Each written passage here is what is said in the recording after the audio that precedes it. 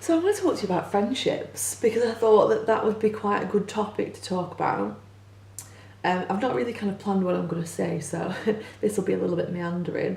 Although I did just try to record one and it was really good, and then my card was full, so I've lost it all. So it's going to be like probably like remembering little bits of what I already talked about. It's going to be really disjointed and whatever, but anyway, it really is. So it's interesting, isn't it, that we talk a lot about relationships. So like when you're in a kind of sexual relationship with somebody, and you kind of go about it where you date for a little bit, you decide whether or not this person is someone that you would want to have a relationship with. So the dating might take quite a long time. I know that most people don't do that, but they really should. They decide whether they want to be in a relationship or not, and then they are in a relationship, and then it doesn't work out, so they break up. When you break up with somebody and you've been with them for quite a long time, it's like that person's died. Like, you've had this bond with somebody, this kind of connection with somebody. You've spent a lot of time with this person. They're always there. As soon as something happens, they're the person that you want to speak to about it, and they're no longer there. And it's like you experience grief. You go through the stages of grief. You kind of, you're in denial at first. You're kind of shocked about it, and then you kind of get angry, and then you get really upset and numb, and you go through those stages of grief. And people around you will ask you if you're okay. Will be supportive of you and whatever. But with a friendship, it's not really like that. We don't kind of date our friends, not in that kind of way, but like we don't kind of spend a bit of time with them first to get to know them, and then make the decision whether or not they're our friends.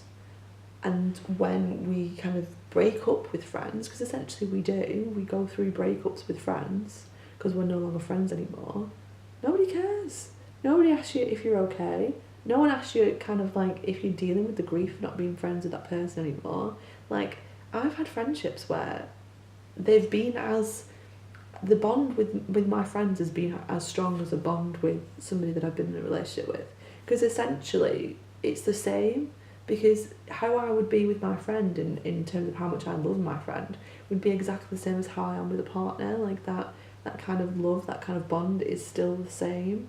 It's different, obviously, and it's in a different kind of way. You've got the physical aspect in a relationship that you don't have in a friendship, but the emotions are still there. They're still the same. So when that friendship ends, like there's kind of no, people don't really talk about that as much. People don't kind of recognise that person might be feeling really crap at that time, and it might take them a couple of months to get over it, like it would in a relationship. It's kind of accepted, isn't it, that in relationships that would happen, but in a friendship it's kind of not.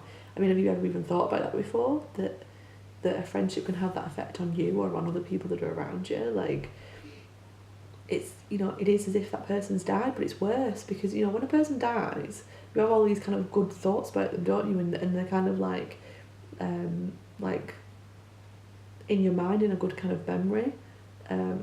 Obviously it's horrific and stuff. I'm not kind of, but I'm kind of trying to explain that other person that's not died, but is not your friend anymore, is still there. They're still kind of a reminder that the reminder is there every single time you see them, that you're not friends with them anymore, that the bond that you've had with them is not there anymore, that the closeness that you felt and the love that you felt for them is not there anymore, and you can't do anything about it. Like, once that kind of friendship's broken, there's not really much you can do. Like, when someone's kind of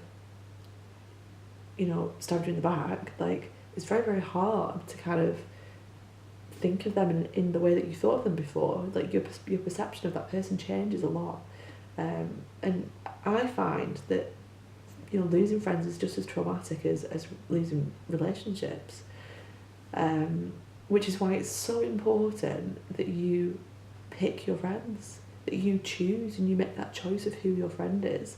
There's so many people that have said things to me before, and I'm like, what? Like, they have friends in their friendship group that just turned up and they've never left, and they've been friends with them ever since. And they're friends with them out of the fact that they're always there, the convenience, or because they feel bad and they don't want to kind of say that they don't want to be friends with them anymore. Like, that's the thing, isn't it? Like if someone like unfriends you on Facebook, it's a big deal to people, or unfollows you on Instagram, it's a big deal to certain people. Like they have a real issue with it. You know, I'm always really grateful when people unfriend me or when people unfollow me or whatever on social media, because it's kind of like saying to me that that person isn't 100% all in, doesn't completely, you know, like me, have mutual respect for me, mutual affection for me. So I'm fine with them not being my friend. I don't want to be friends with people that are not 100%, you know, making a choice that they want to be my friend. Because, you know, there's people that I know that someone's kind of messaged them and said, oh, do you want to hang out? And they're like, oh, I don't really like them, I don't want to hang out with them, but they've asked me and I feel like I have to, and I'll feel bad if I say no or whatever. I don't know kind of how to deal with that. There's nothing worse than spending time with someone if you don't like them. If you don't 100% genuinely from your heart like them and want to spend time with them, you are not going to have a good time, and neither is the other person. Like neither of you are doing each other any favours. Like friendships are so kind of crucial to your psychological well-being. Like you make the choice of who you surround yourself with and who you spend your time with. You need people around you that genuinely care about you and will support you no matter what, and you know, will give up their time to be there for you and to help you out, and you know, will give you guidance and will listen to you when you need when you need to speak to somebody, and will kind of, you know, if you're in a shitty mood, they'll make you, you know, laugh and make you feel good about yourself. And if they think that you're doing a good job, they'll tell you, and they'll want to inspire you and motivate you, and they want to push you and they want to challenge you, and they've got all good feelings for you. Like those are the kind of friends that you need. You need your own little mini cheerleaders, the people that think that you're amazing, that will say good things about you when you're not around, and that if they hear someone saying something shit about you, they will shoot them down and they'll be like, don't say that about that person because that's not true, or whatever. You know, you can always tell a person's character by whether they defend their friends or not when they're not around. And there's so many people that don't do it. There's so many people that are so disloyal and will hear shit being said about their friend and they won't say a word, because they're so concerned about their own perception that they don't have that loyalty to their friend. I find that really bizarre, that people, you know, would do that. You know, I've had people who have been my friend, well, are they frenemies? I don't really know. Like, people say frenemies, don't they? For people that pretend that they're friends but they're not. I've had people that have been so lovely to my face and so kind of, I've thought they were my friends for a long time, and then I found out from various different avenues that they talk shit about me behind my back, that they say really mean things about me when I'm not around.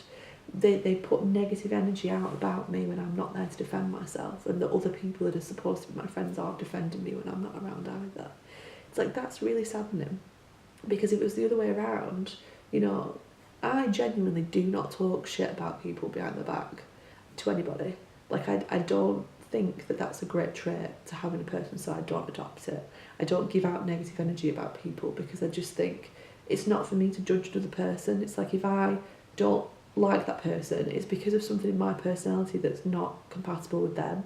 Like, it's more to do with me than it is to do with them. So I don't have the right to kind of badmouth that person. What I do have the right to do is choose whether or not I spend time with that person. You know, I have a lot of kind of friends in groups, and there's, you know, you're not going to be friends with everybody in the group. You know, people are around because they're friends with various other people that are in the group, and so I'll be friendly and I'll be nice to those people. You know, I respect them as human beings, but they're not kind of on my wavelength. They're not on my path. They don't have my values and don't see the world like I do. And it's great to have different views, don't get me wrong. Like, I do like that in my friends. I do like people that think differently to the way that I do, because you know, I don't want another person that thinks like me, because that's not going to help me grow or anything. But there are certain people that make me feel like I can be myself. You know, I don't want to be around people that talk over me, that don't let me express myself. You know, I'm quite an introverted person around groups of people. I need someone to ask me questions, and I need somebody to kind of make me feel comfortable to speak up. Like if I'm around people that are quite extroverted and like the sound of their own voice, like I'm not going to enjoy spending time with those people because I feel like I'm not heard. I feel like I can't express myself in those situations. You know, I want to be around people that are positive, that see kind of life as a way of benefiting others. Like I'm kind of wanting those kind of people around me. I want those people that are loyal and are little cheerleaders, like, you know, that will give compliments and will be from a genuine place, you know, not a flattery place, like, not a kind of ego-driven place, but a genuine, like, you know, friendship works because it's given both ways. You know, your love for that person is reflected back at you. Those are the best kind of friendships, and they are so good for your mental health and your psychological well-being to have a friend like that. I watched a School of Life video and it suggested that there was four types of friends that all fulfil different purposes. And whether I agree with this or not, I don't know. Like one of the friends was the fun friend, the friend that cheers you up, the friend that kind of is the one that's kind of always doing something crazy, that you know, the one that'll get shots in at the party. The other friend is the one that will listen to you, that will kind of, you know, will agree with you that arsehole that has upset you is an arsehole. There's the one that you go to for advice, the one that's kind of like the wise one, the one that will kind of put things into perspective for you and be like, you know, have you thought about this or whatever. And the other one is the one that you can work together with to do a shared project, so you know you get a better outcome because you've worked together. You know, the kind of like almost like networking kind of friends. And the video was suggesting that, you know, each person might be a different friend to you and you get something out of them. I mean, I would say, you know, if you're really lucky, you might have one friend that's all of those things. And so, you know, you probably have a really good bond with that person. But essentially it was getting you to kind of think about, why are the people in your life? You have a finite amount of time to spend with other people. You know, and if you're like me on your own like me, like you have a very, very limited amount of time that you actually spend with people, and you want those experiences to be positive, you want them to be enriching, you want them to kind of grow you as a person. So you have to choose wisely, you have to think about who it is that you're spending your time with. Are they actually giving you what you need and to be a full, whole person? Because if they make you feel anxious, if they make you feel like you're not heard, if they make you feel like you're not happy when you're around them, that you're miserable, you're negative, that you're thinking kind of negative thoughts, then don't spend time with them. Don't be around, you know, it's not a bad thing to not want to be friends with somebody. That's a sensible, you know, that's boundaries, that's protecting your psychological well-being. Don't put yourself around people that are negative and that bring you down. Don't be around those people that, you know, when you've got a dream and you want to do something, that they go, you know, the dream killers, the reality killers. Well, it's not going to work, that is it. You don't need to be around those people. You need to be around the people that are like, yeah, you can do it, I believe in you, like, go for it. Yes, you need to be a bit realistic sometimes, but you don't have to be a dream killer. You don't have to be like, you know, why can't you do what you want to do? Why do people kind of do that? It's like, you know, you don't need to be around that. So it's kind of, you know, be wise in who you spend your time with, because real friendships, authentic, open, kind of, you know, where you're not having to pretend to be somebody else around someone, they're so good, they're so nice, they're so kind of like, they make you feel so content and happy that your life can be enriched in that way if you think about who it is that you're spending your time with. And it's not a bad thing to choose not to be friends with someone. It's a sensible, healthy thing that you really need to think about.